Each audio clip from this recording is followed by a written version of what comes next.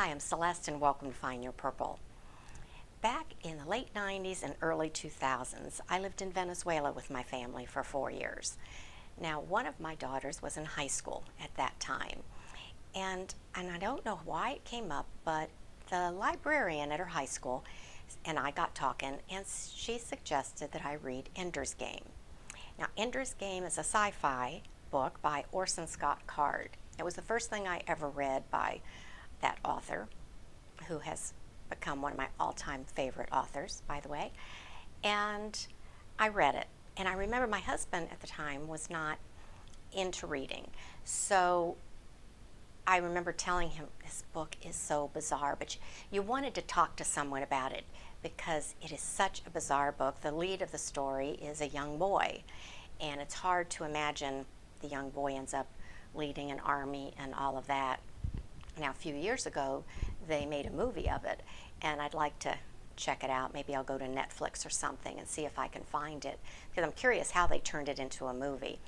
But it was a book that you wanted other people to read so that you could talk about it, because there's no way you could explain the concept to anyone, and yet you wanted to share it and talk about it.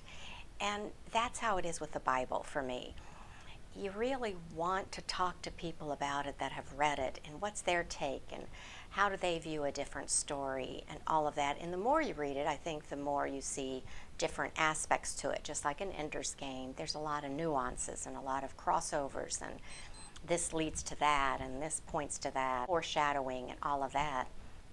And I think that's it with the Bible, because you can read it as just a story, and that's what I intended to do last fall when I picked it up to read it for the first time. But you do find it's much more than that.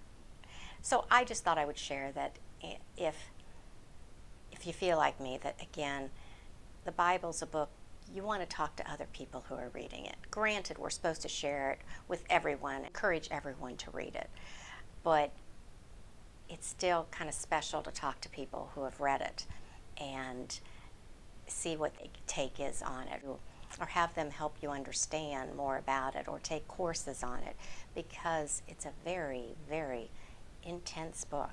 I can't say that some of it's not disturbing, but when you read it all the way through, you start getting a better understanding of how that all fits together, even some of the disturbing stuff.